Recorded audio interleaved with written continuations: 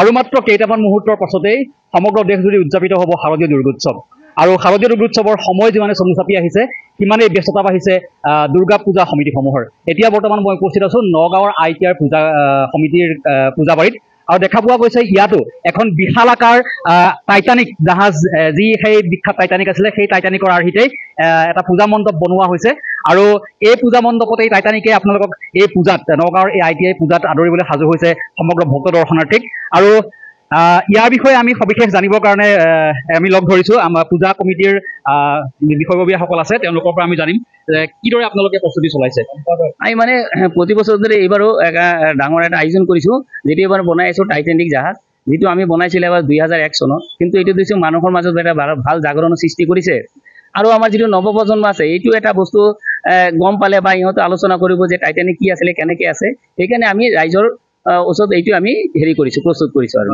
আৰু পূজা যিহেতু যথেষ্ট ভিৰ হয়, ITI পূজা বুলি ক'লে যথেষ্ট ভিৰ পৰিলক্ষিত হয়, বহুত মানুহৰ সমাগম হয়, গতিকে নিৰাপত্তাৰ দিশটো কিদৰে আপোনালোকে পৰিচালনা কৰিব? হয়, আমি আমাৰ নিজৰ ভলণ্টিয়াৰ ৰাখিছোঁ। আমি প্ৰশাসনত কৈছোঁ যে আমাৰ যিটো আছে আমি খালি ভলণ্টিয়াৰ আছে গোটেইখিনি আমি কণ্ট্ৰল কৰিব নোৱাৰোঁ, কাৰণ দুষ্কৃতিকাৰীও ভলণ্টিয়াৰ মানুহ হয়, আমাৰ ভলণ্টিয়াৰো মানুহ হয়।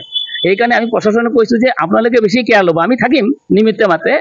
আৰু এই তেনেকৈ আমাৰ ভলণ্টিয়াৰ ৰাখিছোঁ। আমাৰ প্ৰৱেশ এফালে আছে, প্ৰস্থান আৰু এফালে আছে।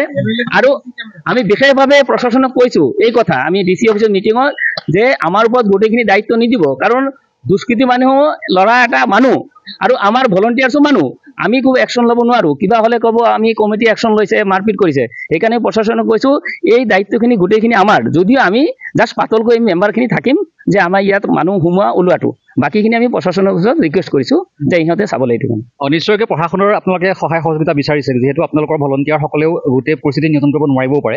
গতিকে আৰু এটা কথা দেখা পোৱা যায় যে অগ্নি নিৰ্বাপনৰ ক্ষেত্ৰত জুই নুমুৱাবলৈ কাৰণে সাধাৰণ যদি তেনেকুৱা হঠাৎ তেনেকুৱা পৰিস্থিতিৰ সৃষ্টি হয় তেতিয়া কি ব্যৱস্থা, কেনেকুৱা ধৰণৰ ব্যৱস্থা? আমাক যিটো চৰকাৰী প্ৰশাসনৰ পৰা যিটো নিয়ম বান্ধি দিয়া হৈছে যে আপোনালোকে এই অগ্নি নিৰ্বাপকৰ কাৰণে এইকেইটা বস্তু ৰাখিব, বাল্টি ৰাখিব, বাল্টিৰ মাজত বালি সোমাই ৰাখিব, এইখিনি আমাক ইনষ্ট্ৰাকশ্যন দিছে।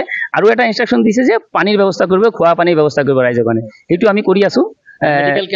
মেডিকেল কেম্প আমাক ইনষ্ট্ৰাকশ্যনো দিয়া নাই আৰু এইটো আমিও ব্যৱস্থা কৰা নাই বা কোনো অসুবিধা সেইটো কাৰণে কৰিবৰ কাৰণে। হয়, নিশ্চয়কৈ যাৱতীয় যিখিনি ব্যৱস্থা তেওঁলোকে ল'ব লাগে নিৰাপত্তাজনিত কাৰণতে হওক বা অন্যান্য দিশতেই হওক তেখেতসকলে সম্পূৰ্ণ প্ৰস্তুতি কৰিছে ইতিমধ্যে। আৰু অন্য এগৰাকী বিষয়ববী আছে, তেখেতৰ পৰা জানিম এই যে পূজা মণ্ডপ আপোনালোকে নিৰ্মাণ কৰিছে ইয়াৰ যিসকল কাৰিকৰ ক'ৰ পৰা আহিছে?